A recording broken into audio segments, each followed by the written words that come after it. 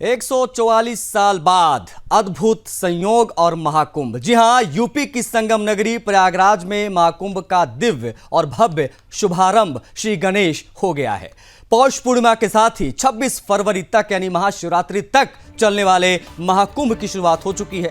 इस बार महाकुंभ में 40 करोड़ से अधिक श्रद्धालुओं के शामिल होने का अनुमान लगाया जा रहा है। अब तक 60 लाख लोगों ने आस्था की डुबकी लगा ली है। महाकुंभ के पहले दिन से प्रयागराज में श्रद्धालुओं की भारी भीड़ देखी गई। गंगा, यमुना और सरस्वती के संगम तट पर श्रद्धालुओं का अद्भुत दृश्य देखने को मिल रहा है। वहीं महाकुंभ के पहले स्नान पर्व पौष पूर्णिमा के पावन अवसर पर महाकुंभ में पहले स्नान पर्व पर देश भर से आए श्रद्धालुओं ने आस्था की डुबकी लगाई। आधी रात से ही श्रद्धालु और कल्पवासी संगम तट पर जुटने लगे और अमृत स्नान महाकुंभ का सबसे पवित्र और विशेष आयोजन है, जिसमें सभी ने आस्था की डुबकी लगाई। पहले ये रिपोर्ट आप देख लीजिए, किस प्रकार की व्यवस्था है और किस प्रकार से अमृत स्नान जारी है।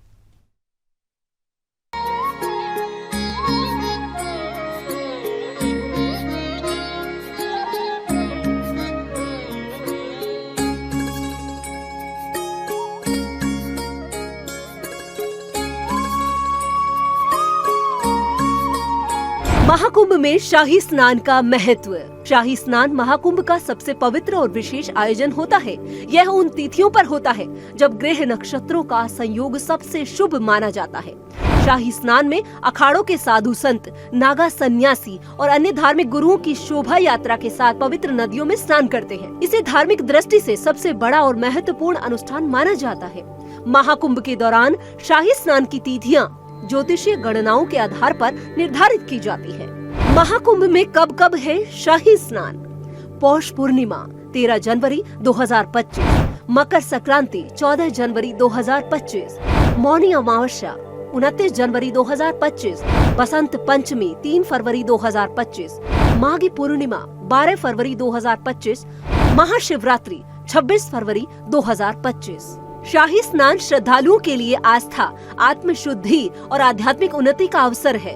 यह एक ऐसा अनुभव है जो न केवल धार्मिक दृष्टि से बल्कि मानसिक और सामाजिक दृष्टि से भी लाभदायक होता है। आध्यात्मिक शुद्धि और मोक्ष प्राप्ति। शास्त्रों में कहा गया है कि शाही स्नान के दौरान पवित्र नदियों में स्नान करने से सभी पापों का नाश होता है। यह मोक्ष प्राप्ति का मार्ग माना जाता है। पुण्य अर्जन का अवसर। महाकुंभ और शाही स्नान को महापुण्य काल कहा जाता है। इस समय किया गया स्नान, दान और पूजा कई गुना अधिक फलदायी माना जाता है। सकारात्मक ऊर्जा और मानसिक शांति। पवित्र जल में स्नान करने से न केवल शरीर बल्कि मन और आत्मा भी शुद्ध होती है। श्रद्धालुओं को मानसिक शांति और आंतरिक संतुलन का अनुभव होता है। धार्मिक गुरुओं और संतों का आशीर्वाद।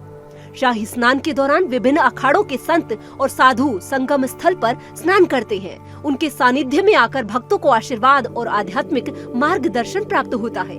सांस्कृतिक और आध्यात्मिक अनुभव। यह आयोजन न केवल एक धार्मिक अवसर है बल्कि श्रद्धालुओं को भारतीय संस्कृति, परंपरा और आध्यात्मिकता को करीब से समझने और अनुभव करने का मौका मिलता है। रोग निवारण की मान्यता। पौराणिक मान्यता है कि पवित्र नदियों में स्नान करने से कई शारीरिक और मानसिक रोगों से छुटकारा मिलता है। महाकुंभ में शाही स्नान का धार्मिक महत्व अत्यधिक है। इसे मोक्ष प्राप्ति और आत्मशुद्धि का मार्ग माना जाता है। पवित्र नदियों में स्नान करने से सभी पापों का नाश होता है और जन्म जन्मांतर के दोष समाप्त हो जाते हैं। शाही स्नान ज्योतिषीय दृष्टि से सबसे शुभ तिथियों पर होता है, जब ग्रह नक्षत्रों का संयोग आत्मिक शुद्धि के लिए उपयुक्त होता है। इस अवसर पर साधु संतों और अखाड़ों की शोभा यात्रा के साथ स्नान करने का विशेष पुण्य मिलता है और मान्यता है कि गंगा, यमुना और सरस्वती के संगम में डुबकी लगाने से भक्तों को आध्यात्मिक उन्नति और ईश्वर का आशीर्वाद प्राप्त होता है। Bureau report, Sudarshan news.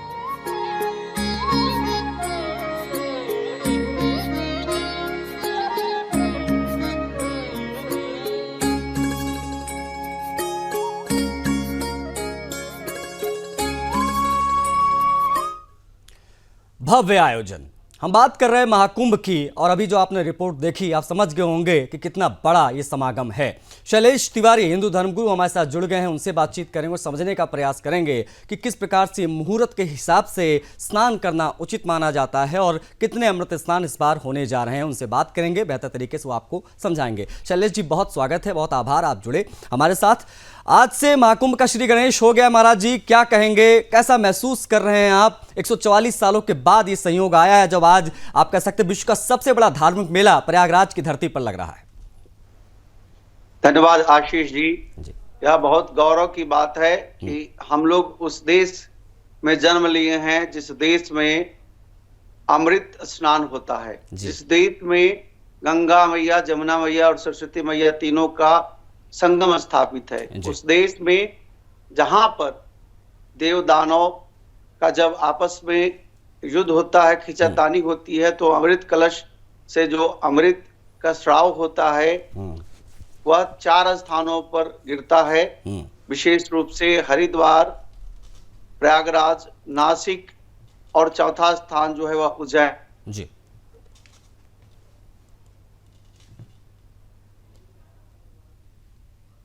जी शैलेश जी की बात करें तो 6 स्नान बहुत ही महत्वपूर्ण रहता है। 6 स्नान में पहला स्नान आज पौष पूर्णिमा है, इसके बाद विशेष रूप से मौनी अमावस्या आएगा, इसके बाद आप देखेंगे जो है वह बसंत पंचमी है, महाशिवरात्रि है और माघ का पूर्णिमा है और माघ एकादशी है। 6 स्नान जो है यह विशेष रूप से स्नान का विशेष महामुहूर्त है, जिसमें शाही स्नान तो नाम दिया गया, इसको कह सकते हैं अमृत स्नान जी, जैसा कि संत महात्माओं ने कहा था। यह अमृत स्नान है और अमृत का स्राव विशेष मुहूर्त पर हुआ था, इसी के कारण, और तीर्थों के राजा प्रयागराज हैं, वहां पर स्नान की विशेष महिमा है, 3 नदियों का संगम है और सबसे ज्यादा महत्ता है कि लाखों साधु संत एक साथ एक जगह पर कल्पवास करते हैं, रह करके मंत्र जाप करते हैं, पाठ करते हैं, यज्ञ करते हैं, रुद्राभिषेक करते हैं, विष्णु सहस्त्रनाम का पाठ करते हैं, ललिता सहस्त्रनाम का पाठ करते हैं, सिर सूक्त करते हैं, पुरुष सूक्त करते हैं, इस तरह के विशेष अनुष्ठान करते हैं और ऐसी जगहों से सकारात्मक ऊर्जा का स्राव होता है, पॉजिटिव जो है वाइब्रेशन निकलती। जी महाराज जी, मैं देख रहा था अभी जब मैं महाकुंभ के बारे में पढ़ रहा था, जब खबरों को देख रहा था तो पता चला कि अलग अलग मुहूर्त में ये स्नान हो रहा है। ब्रह्म मुहूर्त से शुरू होता है ये स्नान, उसके बाद में गोधूली बेला तक ये चलेगा। किस प्रकार के इस मुहूर्त का महत्व होता है और सबसे उच्चतम मुहूर्त कौन सा होता है जब आप जाकर वहां स्नान कर सकते हैं? और जो लोग जा रहे हैं प्रयागराज पहुंचने की तैयारी में हैं, उनको किन बातों का विशेष ध्यान रखना चाहिए? किस प्रकार से वो बिल्कुल सही और अच्छा स्नान कर पाएंगे? आशीष जी, स्नान का जो सबसे शुभ मुहूर्त है वह ब्रह्म मुहूर्त है जी। इसके बाद सूर्योदय से ठीक आधा घंटा पहले और सूर्योदय के ठीक आधे घंटे बाद, 3 जो मुहूर्त है जी, यह विशेष मुहूर्त है। बाकी चौघड़िया को देख करके, जिस चौघड़िया में अमृत, शुभ और लाभ, ये 3 महामुहूर्त आते हैं, ऐसे महामुहूर्त में स्नान करने का विशेष महत्ता है, विशेष लाभ है। और साथ ही साथ आशीष जी, इसमें ध्यान रखने योग्य बात यह है कि अगर कोई वृद्ध है, वह निश्चित तौर पर सनातनी है तो वह हमारा परिवार है, हमारा भाई बंधु है। अगर कोई माता है, बहनें हैं, तो उनको सहयोग करने की बात है। अगर कोई बालक अपने परिवार से अलग हो जाता है, छूट जाता है, तो उसे उसके परिवार तक पहुंचाने का दायित्व समाज के हर व्यक्ति का होना चाहिए। बुजुर्गों को खास ख्याल रखने की जरूरत है, उन्हें सहयोग करने की जरूरत है। स्नान करते समय अगर कोई व्यक्ति तैराक है और उसके सामने कोई डूब रहा है तो उसे बचाने की जरूरत है। धक्का-मुक्की नहीं करें, एक दूसरे को परेशान न करें। आशीष जी, यहाँ आशीष जी, बिल्कुल बिल्कुल बिल्कुल।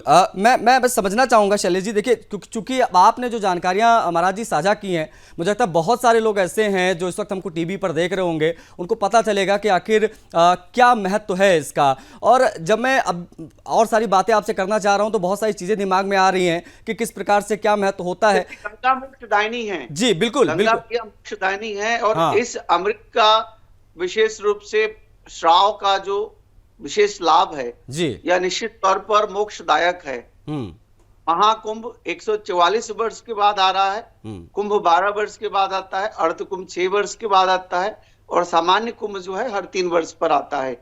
बाकी माघ मेला, माघ का महीने में स्नान तो होता ही है। लेकिन अगर हम बात यह करें कि ग्रहों की स्थिति देखें तो 144 साल के बाद विशेष महामुहूर्त आया है। ऐसे महामुहूर्त में स्नान की विशेष महत्ता है। महाराज जी, मैं अभी जब देख रहा था, क्योंकि अभी हमने एक रिपोर्ट चलाई, रिपोर्ट पे हमने देखा कि इस बार सिर्फ देश ही नहीं बल्कि पूरा विदेश, पूरी दुनिया जो है वो प्रयागराज महाकुंभ में आ रही है, और यंगस्टर्स बहुत ज्यादा रुचि लेने लगे हैं अब, विशेष तौर पर जब इस प्रकार का कोई इवेंट होता है, विशेष तौर पर जब सनातन से जुड़ा कोई इस प्रकार का आयोजन होता है। तो मैं देख रहा हूँ कि युवा जो है, हमारे जैसे यूथ है, वो बहुत ज्यादा आजकल बहुत ज्यादा इंटरेस्ट ले रहे हैं। और विदेश से, रूस से कुछ लोग पहुंचे हुए हैं, इंग्लैंड से कुछ लोग पहुंचे हुए हैं, वो ये कह रहे हैं कि हमें आध्यात्मिकता की तलाश है, हमें मोक्ष चाहिए, उसकी खोज में हम यहां पहुंचे हैं, और वास्तविक भारत आज हम देख रहे हैं। आशीष जी, यह सत्य है कि धर्म तो सिर्फ एक ही है, सनातन धर्म जी, और बाकी पंथ और मजहब हैं, लेकिन धर्म सिर्फ केवल और केवल एक ही है, सनातन धर्म।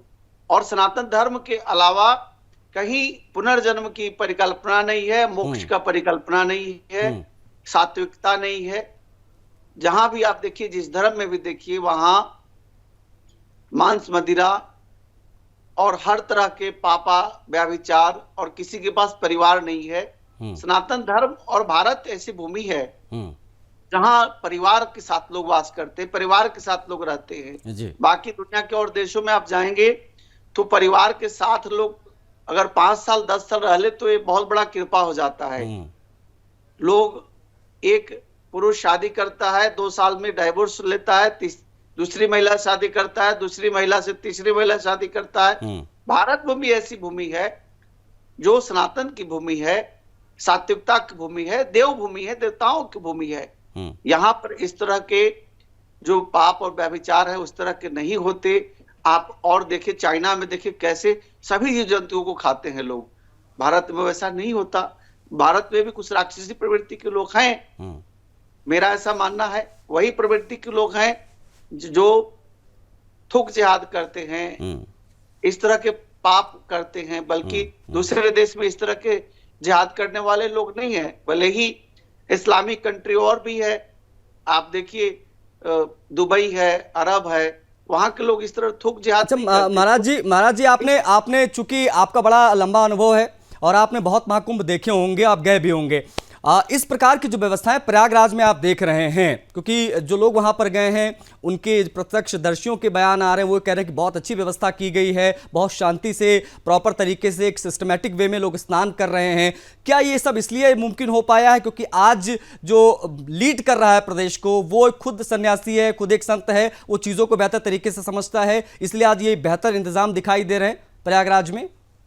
बिल्कुल आशीष जी, यह बहुत सुखद अनुभूति है कि इस राज्य के जो मुखिया हैं उत्तर प्रदेश के, माननीय योगी आदित्यनाथ जी खुद एक सन्यासी हैं। उन्होंने मुख्यमंत्री रहने से पहले बहुत सारे कुंभ देखे हैं, बिल्कुल कुंभ की स्थिति को देखा है उन्होंने। तो कैसे कुंभ का मैनेजमेंट किया जाए उन्हें पूरी तरह से पता है। यह सनातन धर्म का धरोहर है महाकुंभ, एक ऐसा महाउत्सव जो केवल और केवल एक संत ही इसको मैनेज कर सकता है। और बहुत योग संजोग बना है कि इस राज्य के मुखिया जो हैं योगी आदित्यनाथ जी, जिन्होंने उत्तर प्रदेश राज्य का मैनेजमेंट देख रहे हैं। मैं प्रार्थना करता हूं कि आने वाले समय में भारत राष्ट्र का भी वो प्रतिनिधित्व करें, ताकि भारत जो है वह सनातन धर्म का हिंदू राष्ट्र बने। और इस देश के यशस्वी प्रधानमंत्री नरेंद्र मोदी जी, इनका भी नेतृत्व जो सनातन धर्म के लिए शीर्ष पर चढ़कर काम कर रहे हैं। आप देखिए, पिछले 10 वर्षों में आप केदारनाथ को देखिए, बद्रीनाथ को देखिए, काशी विश्वनाथ जी को देखिए, महाकाल उज्जैन को देखिए, प्रयागराज को देखिए, आप विंध्यवासिनी देवी को देखिए, तमाम जो सनातन धर्म के क्षेत्र हैं, स्थान हैं, आप जाकर के देखिए, जगन्नाथपुरी जाकर के देखिए, तिरुपति बालाजी जाकर देखिए। नरेंद्र मोदी जी के शासन काल में जिस तरह से सनातन का उत्थान हुआ है और इस तरह से सम्मान पूर्वक मैनेजमेंट हुआ है, या इसी का फल है कि आज महाकुंभ इतने सफलीभूत तरीके से हो रहा है। यह दोनों लोगों का योगदान है। बिल्कुल महाराज जी, और धरातल पर जब हम धरातल पर जाते हैं तो दिखता है, वो तैयारियां दिखती हैं महीनों की, वो संकल्प दिखता है कि किस प्रकार से चीजें जमीन पर दिखाई दे रही हैं और महाकुंभ भव्य और दिव्य और नव्य दिखाई दे रहा है। महाराज जी बहुत आभार आपका, बहुत साधुवाद आपको, आप जुड़े, आपने समय दिया हमें। महाकुंभ का श्री गणेश हो गया है, जो भी जानकारियां वहां से आएंगी वो सबसे पहले हम आप तक पहुंचाएंगे, और किस प्रकार से किस स्थान का क्या महत्व है वो भी हम आपको नियमित अंतराल पर बताते रहेंगे।